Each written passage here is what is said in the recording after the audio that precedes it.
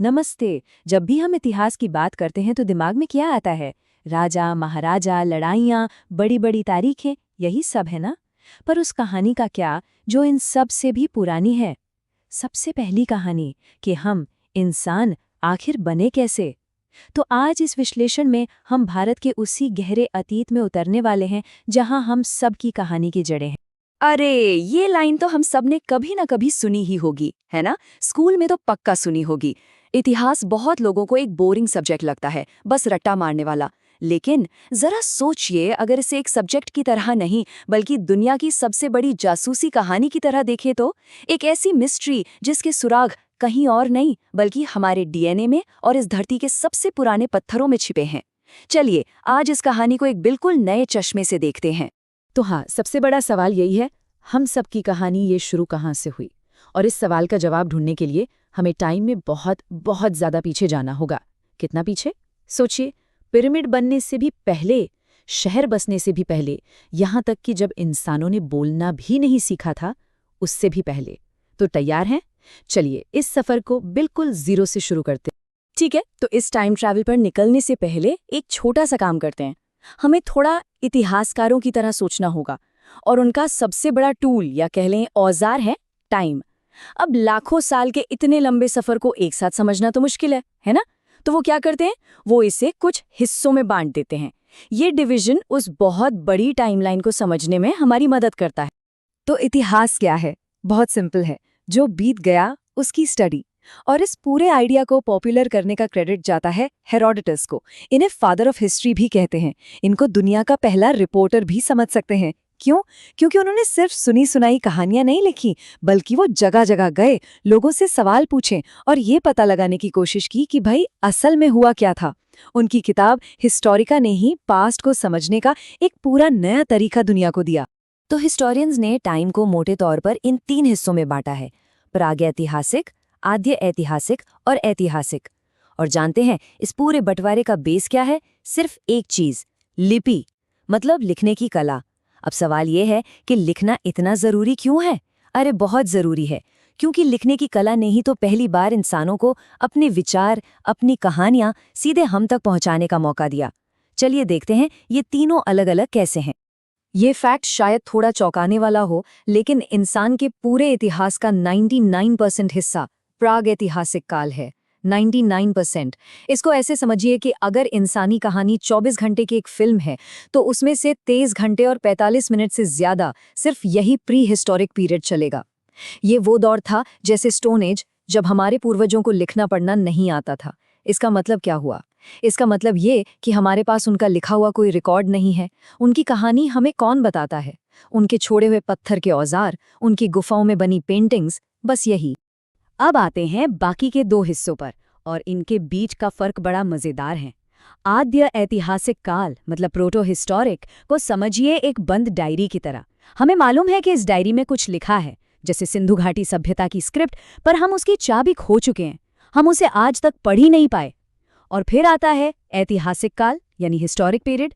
ये एक खुली किताब की तरह है, जैसे महाजनपद का समय। हमें ना सिर्फ लिखी हुई चीजें मिली, बल्कि हम उन्हें पढ़ भी सकते हैं और उस जमाने की दुनिया को सीधे सीधे समझ सकते हैं। तो ठीक है, अब हमें टाइम का नक्शा समझ आ गया है। अब वापस चलते हैं अपने मेन सवाल पर। हम आए कहाँ से?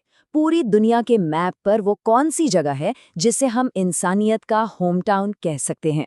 साइंटिफिक एविडेंस हमें बताते हैं कि हम सबकी कहानी अफ्रीका के घने ट्रॉपिकल जंगलों में शुरू हुई।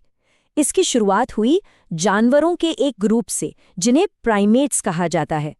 इस ग्रुप में कौन कौन आते हैं? वानर, गोरिल्ला, ओरंगटन और हम भी। मतलब कभी न कभी हम सबका एक कॉमन एंसेस्टर, एक साझा पूर्वज जरूर था। और फिर इन्हीं प्राइमेट्स में से एक ग्रुप ने कुछ ऐसा किया जिसने सब कुछ बदल दिया। एक हिम्मत वाला क्रांतिकारी कदम उठाया। वो जंगलों से निकलकर खुले मैदानों में आ गए। इसी ग्रुप को नाम दिया गया ऑस्ट्रेलोपिथेकस, और इन्हें ही हमारा आदि पूर्वज यानी सबसे पहला डायरेक्ट एंसेस्टर माना जाता है। ये एक बहुत बड़ा फैसला था, क्योंकि अब उन्हें नए खतरों, नई चुनौतियों का सामना करना था। और बस यहीं से इंसानी विकास की असली कहानी शुरू हो गई। उब्रेगन्स इनकी खोज साउथ अफ्रीका में रेमन डार्ट ने की थी। अच्छा, तो जंगल से बाहर तो आ गए, लेकिन इसके बाद का सफर तो और भी ज्यादा रोमांचक है। ये कोई एक दो दिन की नहीं, बल्कि लाखों साल तक चले बदलावों की एक लंबी दास्तां है। तो चलिए अब आगे बढ़ते हैं और देखते हैं कि ऑस्ट्रेलोपिथेकस से लेकर हम तक यानी मॉडर्न इंसानों तक का ये सफर किन किन पड़ावों से गुजरा। ये है हमारी इवोल्यूशनरी फैमिली ट्री की एक झलक। हर एक स्टेज पर कुछ नया सीखा गया। सबसे पहले आए होमो हैबिलिस यानी द हैंडीमैन, वो जिसने पहली बार अपने हाथों से पत्थर के औजार बनाए। फिर आया होमो इरेक्टस, द अपराइट मैन, जो अपनी कमर सीधी करके 2 पैरों पर चला। इसके बाद निएंडरथल, जिन्हें हम पहला कल्चरल ह्यूमन कह सकते हैं। और फिर आखिर में आए हम, होमो सेपियंस, द वाइज ह्यूमन यानी बुद्धिमान मानव, जो अपनी दिमागी ताकत से दुनिया पर छा गए। होमो इरेक्टस की सबसे बड़ी पहचान सिर्फ सीधा खड़ा होना नहीं थी।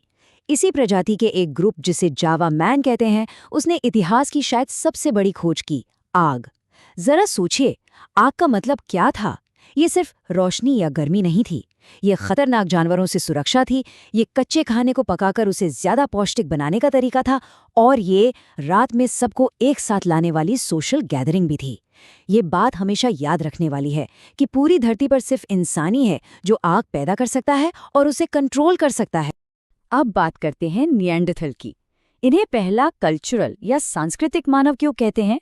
वजह बहुत गहरी है, क्योंकि ये पहले थे जो अपने परिवार के सदस्यों को मरने के बाद दफनाते थे। ये बहुत बड़ी बात है। ये इस बात का पहला सबूत था कि इंसान अब सिर्फ जी नहीं रहा था, वो जिंदगी, मौत और रिश्तों के बारे में सोच रहा था। इंसानियत की तरफ ये एक बहुत बड़ा, बहुत ही इमोशनल कदम था। तो ये तो थी पूरी दुनिया की कहानी।